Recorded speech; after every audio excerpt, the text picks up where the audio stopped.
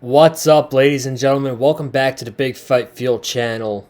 I feel like there's two massive takeaways to come out of the quarterfinals of the college football playoff. Number one, for next year at least, if conference champions are going to get first round byes, it is better to either A, not play in the conference championship at all, or B, play in the conference championship and lose, because we saw what that did to Penn State. We saw what had happened, I guess, to Texas, and they were both going to the semifinals of the college football playoff with Oregon and Georgia, who had a longer layoff than those teams, out.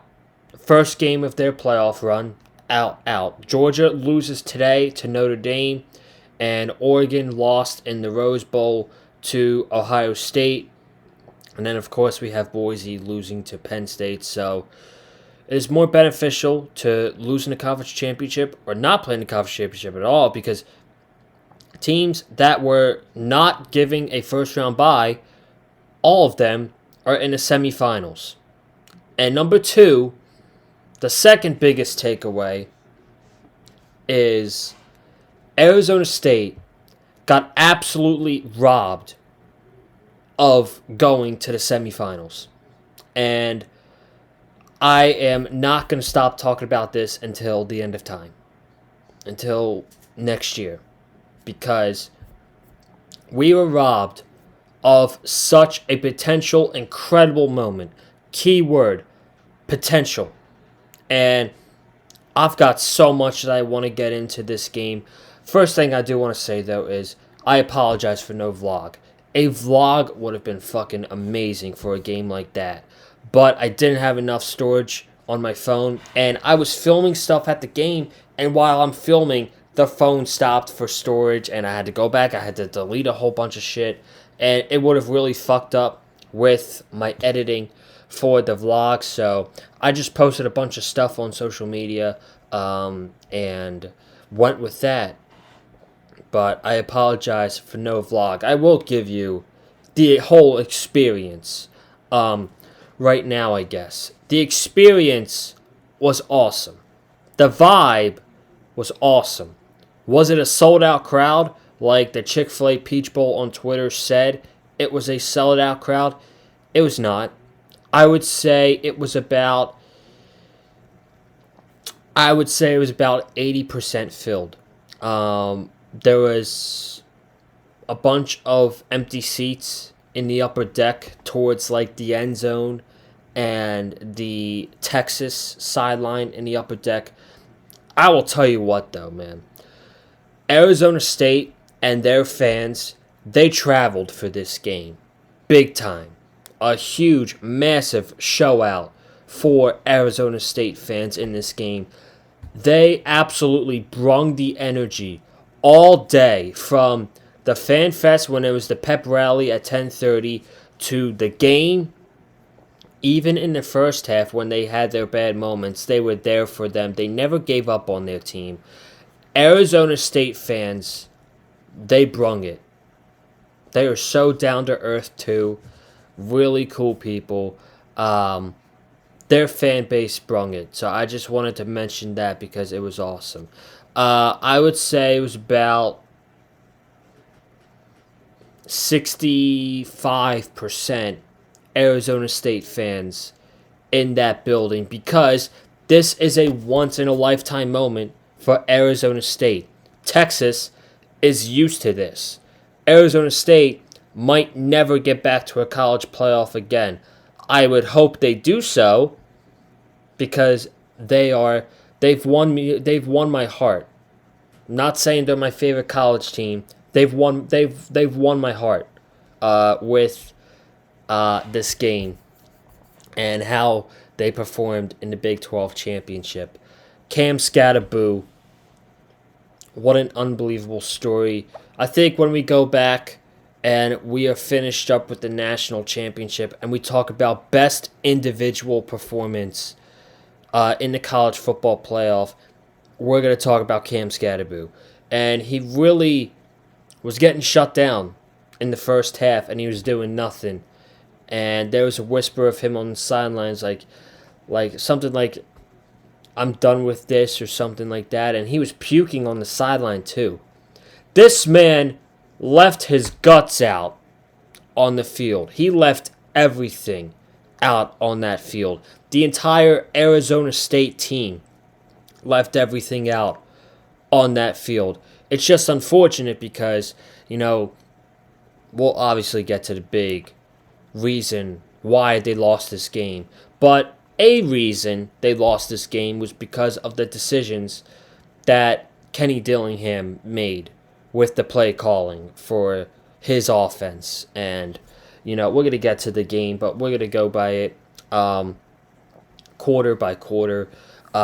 If you guys don't know already, this is going to be the game I talk about the most. No doubt. So strap your seatbelts. We're going to talk about this game the most. We will get to the other games, but we've got to spend a lot of time on this game. Subscribe to the Big Fight Field channel, by the way. Happy New Year to those who I did not say Happy New Year to yet.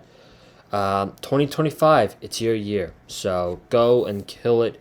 And we're going to have some more content coming up on the Big Fight Field channel. I will be doing a Dolphins preview tomorrow for the Dolphins-Jets game. And there will not be Tua Tagovailoa playing. More than likely, we'll have to see how things go like around 5 o'clock tomorrow. But it's looking like the Tyler Huntley show on Sunday again. So I don't want to waste any more time. Let's just go ahead. Let's dive into this game. So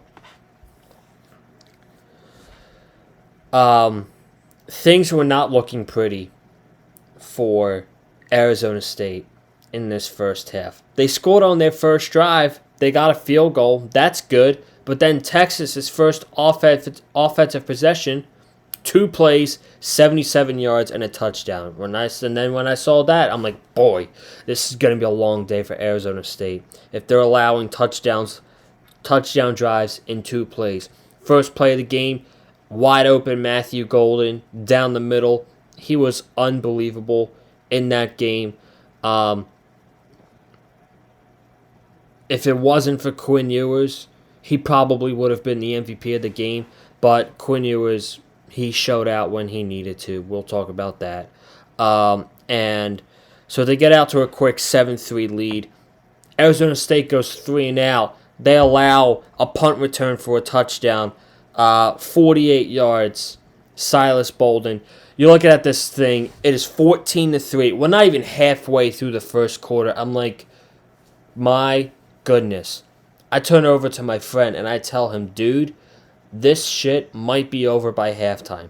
It is so not... It's uncomparable how outclassed Arizona State is right now compared to Texas. Again, at the time. After that, and a couple punts, like, dude, it's not even funny how outclassed Arizona State is by Texas. It is insane. But Arizona State, when I say they had a rough first half, they had a rough first half. This is how their final 3 drives went in the first half. So, their first drive out of 3, they had a turnover on downs. And then it's not like they weren't driving up on the field. Arizona State was driving down the field. Sam Leavitt had no protection.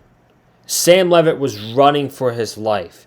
He made plays during this game. He didn't play great, but Sam Leavitt played good enough to win this game for Arizona State. He made plays that were hero-like. And it's unfortunate because it resulted in an Arizona State loss. But we get to 3rd and 4, and he throws a 2-yard pass to Xavier Guillory, okay? 4th and 2, they go for it. Instead of kicking the field goal, which would have made it 14-6 possibly, they elected to go for it, And what do you not do against Texas, who has one of the best defensive fronts in college football? You don't run the ball up the middle on fourth down. What did Kenny Dillingham call? Run up the middle on fourth down with Cam Scatterboo. He only got 1 yard. And Texas, they go down. They get a field goal again. And then, once again, Arizona State's driving. Second and short, they pick up a first down, 6-yard run with Cam Scatterboo. 3 straight passes with Sam Levitt. I didn't like that. And then on 4th and 10, they don't believe in the kicker, I guess, to kick a 51-yard field goal. I mean, it's college kickers, so, I mean, I guess it's understandable. But it resulted in a sack. And then their final drive, again, they're driving down the field. And now they're kicking a 43-yard field goal, and it got blocked. Brutal, brutal, brutal stuff from Arizona State. They left 6 points on the field in the first half. It was 17-3 going into halftime. If they kick the field goal on the first time it's turnover on downs, it could be 14-6. It could be 17-6. If this field goal doesn't get blocked, it could be 17-9. So this had potential to be a one-possession game going into halftime, and it ended up being 17-3. That killed Arizona State. Oh, how did they start the second half? They were marching again. Sam Levitt making plays, 28-yard run. They get down all the way to the Texas 2-yard line. And on 3rd and goal, I would have called a pass in that situation. Sam Levitt has been running the ball down the field on Texas all over this drive. They saw that coming on 3rd and goal. They knew it right away. Sam Levitt was stopped. They hand the ball right up the middle to Scatterboo. He doesn't score. Now, what happens on the next drive for Texas? One play, it's safety. Ball pops out of Quatravian Wisner's hands. Quinn Ewers catches it. Quinn Ewers goes down, and he gets a safety. This is kind of where the momentum of this game changed with that safety. So it would have been way better if Arizona State had scored a touchdown, but they got something out of it. And their offense, again, it's not like their offense struggled against Texas. They did not struggle. They were moving the ball down the field. It's just they couldn't, what do you want to say? They couldn't string it together to get enough to get points. It always resulted in turnover on downs, is not converting on 4th down. That's basically how it turned out. And, now they go down, they get a field goal. It's 17-8. And this is the time during the game where Texas lets their opponent hang around. They did this against Arkansas in the regular season. They did this against Vanderbilt. They did this against Texas A&M. This is the type of time during their game where they're playing an opponent that's not superior to them or they are way better than, and they let them hang around. Texas let Arizona State hang around in this game. But after that field goal, they get a touchdown to start the 4th quarter. Quinn Ewers gets a run on 3rd and goal. And then I thought they were going to go for 2. I thought they were going to go for 2 to try to make this a 17-point game. They kicked the extra point. Okay, it's 24-8. Arizona State's at midfield. Now Scatterboo is going insane. Cam Scatterboo, again, best individual performance of the college football playoff so far. A legend. A college football legend after this game. They do a Philly special. And it was a brilliant play call by Coach Dillingham. Sam Levitt pitches it to the right, so the safety comes running down because Scadaboo's got the football, and McMillan is one-on-one with their cornerback. Little Philly special action. Scadaboo throws it down the field. McMillan catches it. Arizona State gets the 2-point conversion, and it's 24-16. And Scadaboo's going like this. Launch the rocket, baby. Launch the rocket. And then, oh my gosh, an interception. And then, like, I'm going insane. And I was going insane after the Scadaboo touchdown pass. But I'm like, oh man, this is a game. This is a game. And then I didn't get this play on video. I wish I did. 62 yards to Cam Scadaboo from Sam Levitt and a face mask. Are you kidding me? I was losing my mind. And then Scadaboo with his helmet getting ripped off, the mug face, the tough face. He is tough as hell, man. He is going to be such a gem for somebody in the NFL. I just hope it's not anybody in the AFC East. I really hope it's not. He is a stud. That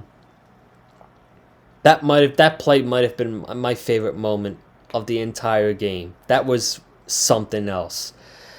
And they score a touchdown. They get the 2. Tied game. Tied game. 24-all. Texas goes down. They miss the field goal.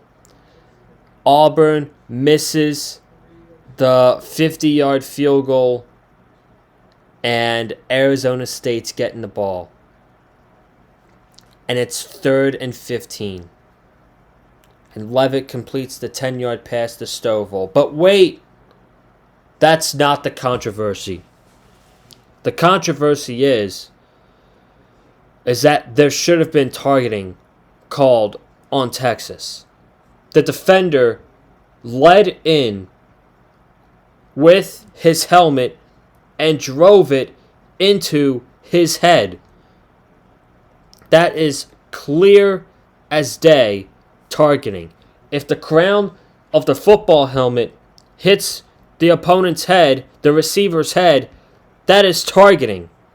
100%.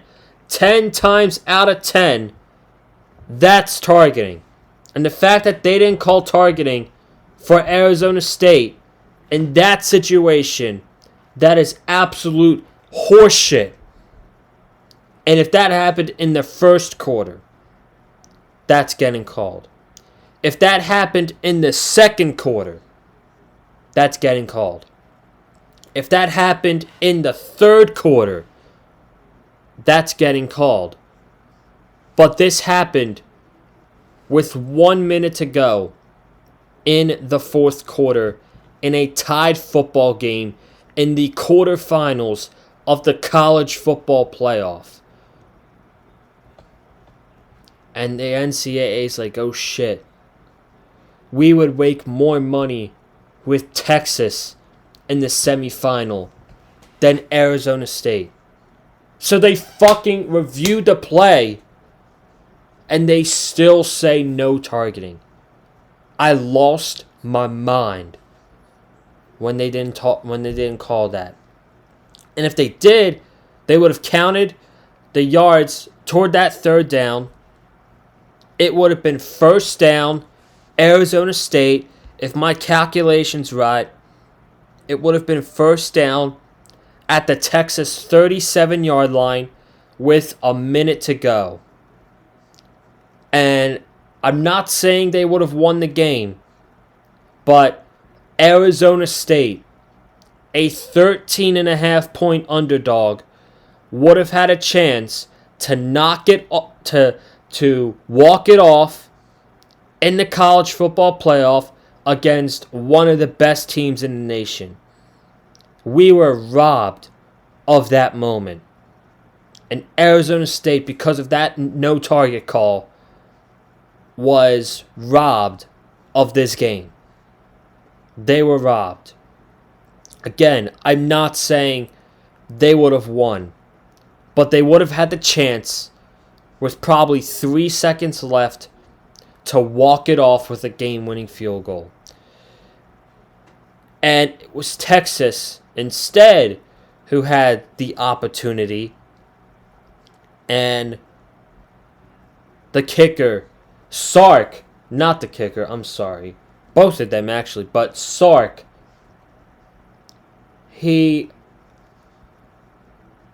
oh my God. If Texas had lost that game, that picture of Sark talking to Bert Auburn, staring him in the eyes, would have been one of the funniest pictures ever. And Nick Saban said it on the Pat McAfee show today that when a kicker goes out and kicks a game-winning field goal, tries to kick the game-winning field goal, especially in a playoff game, you don't go up to him and give him a hoorah speech, a romance type of speech. He had his hands on his shoulder, and he was smiling when he was talking to him at the whole time. And he iced his own kicker. That was funny as shit, dude. And he doinked it. Auburn doinked it off the left upright, and we got overtime. Arizona State, they got the ball. They scored first. First and goal to 3. Scatterboo got tackled at the 5-yard line. And I don't know how. Shout out to number 77 on Arizona State for dragging him into the end zone for the touchdown. That was a ridiculous play. But then you have the missed opportunities in the first half. Obviously, you have the no targeting call from the officials. That's number one. Number two, this play right here. 4th and 13. It's not 4th and 3.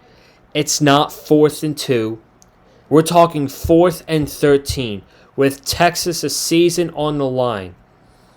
And Arizona State brings out an all-out blitz. Why? I don't understand that decision at all. Matthew Golden was wide open down the field, and they scored an easy touchdown. Easy touchdown.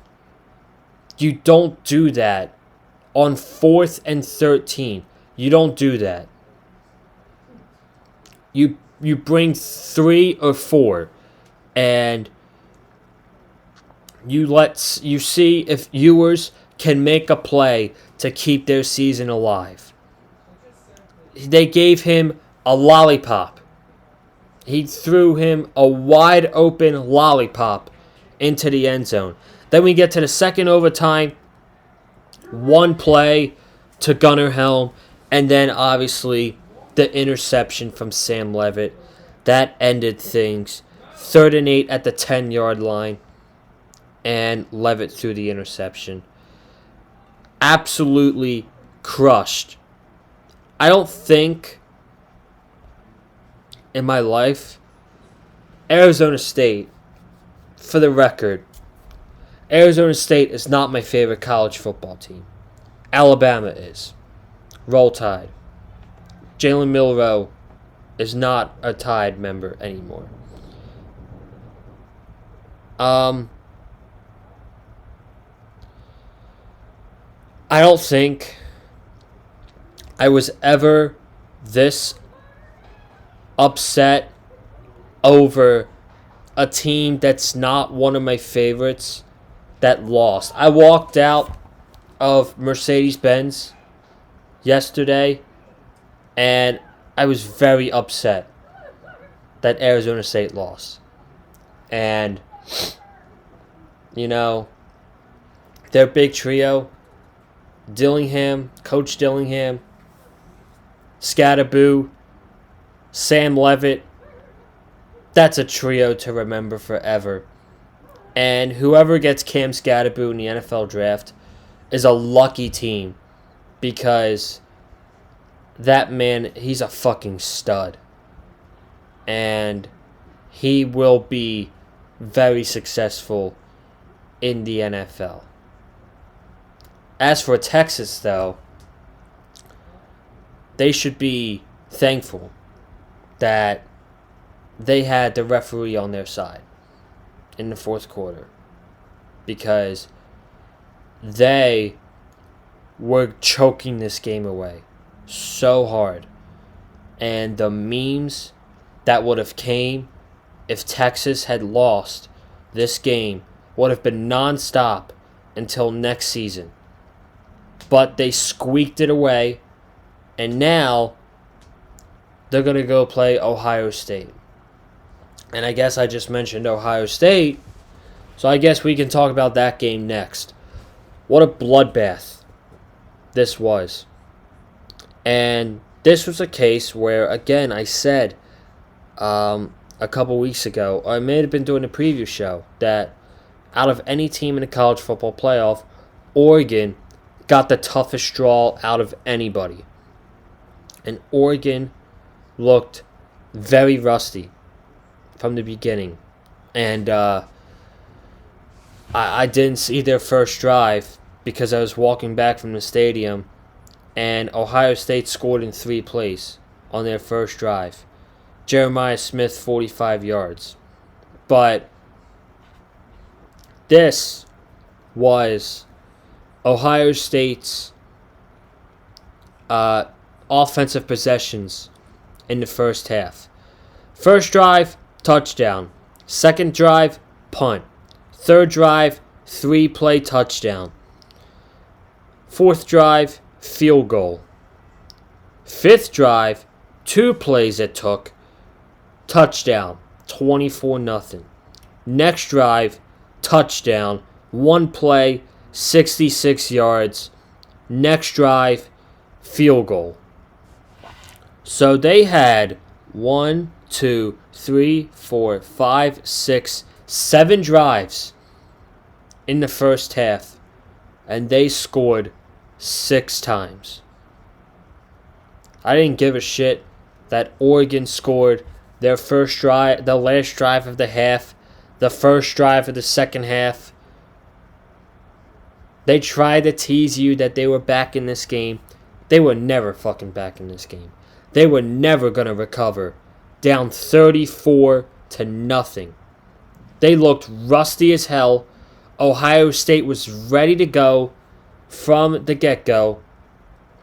And Ryan Day, these past 2 games, is coaching like his job is on the line. And I feel like that's what you want from a head coach in the playoffs like this. Ryan Day is aggressive. Ryan Day is getting Ohio State out to fast starts. Will Howard is playing awesome. Jeremiah Smith is only a freshman, and if he was in the NFL draft this year, he would absolutely be a top 10 pick. The fact that he's going to be back on the team next year, maybe the year after, that is scary, dude. I don't care who the quarterback is for Ohio State next year. Just throw the ball up to number 4. And the bad thing about this with Oregon is you got fucked because conference champions got a first-round bye. And if conference champions didn't get a first-round bye, Oregon would probably be playing Indiana, maybe Boise in the second round. And that's a cakewalk. Are you kidding me? They would have beaten both of those teams by 3 touchdowns. They get drawn with Ohio State, who's probably their 1 and 2 best college football teams right now heading into the game. And Ohio State spanked them. They got their revenge from the loss in early October. And now, Texas, we are robbed of an Ohio State, Arizona State semifinal game in the Cotton Bowl, which maybe Arizona State stays in that game. But now it's Ohio State against this fraudulent-ass Texas Longhorn team. And we're going to talk more about the game next week. But I'm telling you right now, it's going to be the same thing you saw against Tennessee. It's going to be the same thing you saw against Oregon. This Ohio State team is destined. This Ohio State team is going to dog walk the Texas Longhorns next week. And you want to know how? Ohio State is already a huge favorite in the public because last night the line opened up to Ohio State minus 4.5. Today, the line bumped up to 6. 1.5 point favorite swing in a night. So, yes, Ohio State did what they wanted to do against Tennessee. Ohio State did what they wanted to do against Oregon. And now, Ohio State's going to do what they wanted to do against Texas. Ohio State, you feel like that there's a team, it's either in any playoffs, the NFL playoffs. Last year, the Kansas City Chiefs were destined after they beat the Buffalo Bills on the road. A couple years ago in the NBA playoffs, the Miami Heat were destined to win a championship as an 8th seed, but they came up really short. Last year, UConn was blowing everybody out in the March Madness tournament. They were a team of destiny. This year, I'm getting that feeling with Ohio State. Ohio State is a team of destiny. If you asked me right now, out of the 4 teams we have left in the playoff, who's winning the championship in Atlanta on January 20th, I would tell you, no question, Ohio State. So, we'll see what happens, but man, it's going to be very hard to slow down Ohio State. And then we'll get into the other 2 games. We'll start with today's Notre Dame, Georgia game. Not really exciting at all. It was close in the first half. Both teams, it was expected what was advertised. A slugfest. Defense. Who's going to make the bigger plays? And today, well, Notre Dame made the bigger plays on defense. And with how much time was left? Notre Dame had just kicked a field goal. And there was 39 seconds left on the clock. If you're Georgia and you're playing with a backup quarterback and you're looking at the scoreboard and it's 6-3, you're like, okay, this is doable.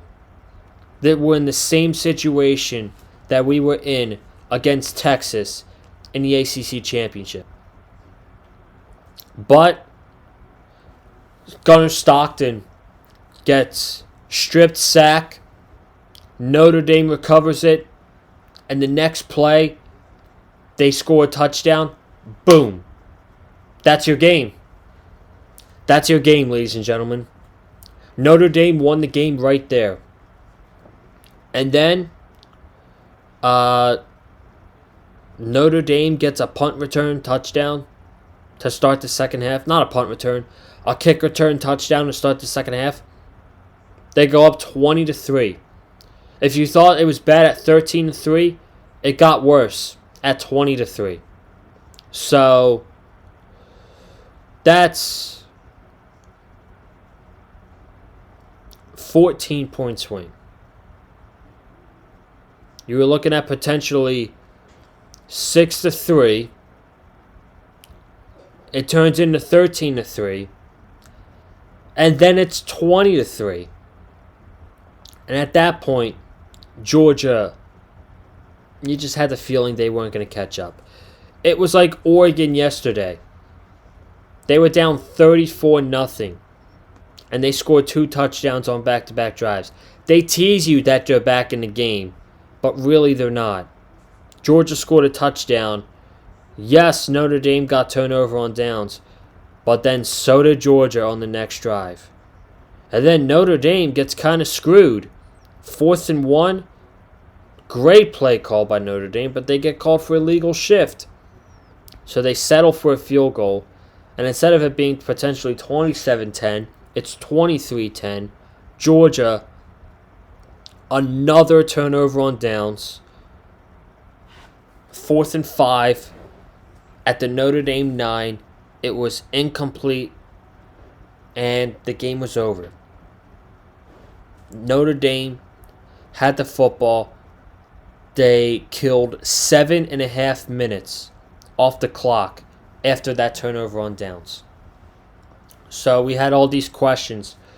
Who's going to make the bigger plays on defense? Who is going to run the ball more effectively? Who is going to make game-changing plays? Because that's what this game is going to come down to.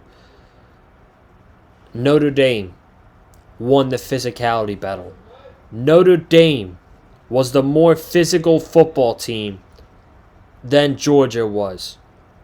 Notre Dame had 154 rushing yards, and Georgia had 62. That's your game. That's your game. That and everything that happened before halftime. That's your game. And then Penn State, Boise. Probably the game I have least opinion on. This was expected. Just like the SMU game. This was expected. Penn State, I love them. Penn State got a cakewalk to these semifinals.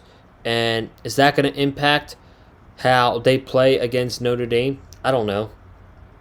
We'll see. But they had an unbelievable performance against Ashton Genty on New Year's Eve night. He was only held, and we say only because Ashton Genty's used to 200 yards, 200 plus yards a game. Ashton Genty was held to 104 yards on 30 carries. And then Boise State had to rely on Maddox Masson to win them the game. And did that happen? No. No, it did not. Penn State went up 14-0 pretty early in the first quarter, and I'm like, that's it. And then I'm out for New Year's Eve night. We're walking 14-7. Okay. Cool for Boise. It's 17-7 going into halftime. All of a sudden, it's 17-14. I'm like, Penn State can't possibly blow this, can they? Nope. 2 touchdowns.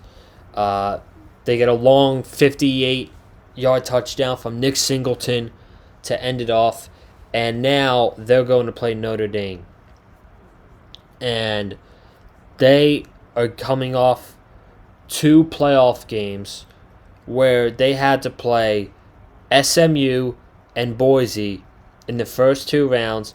And my question is that going to affect them going into this game against Notre Dame? Because Notre Dame is far more talented and they're more classed than SMU and Boise is.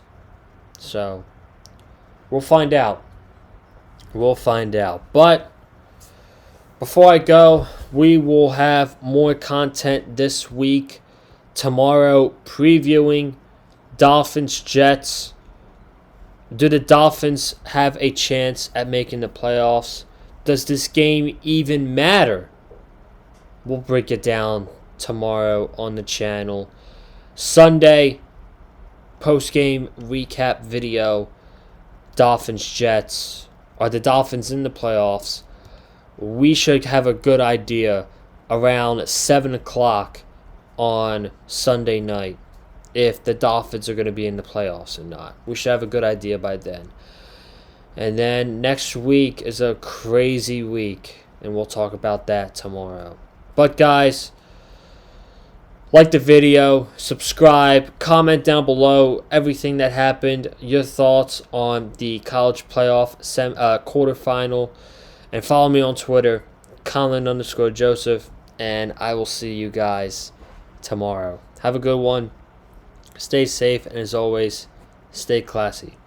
Peace!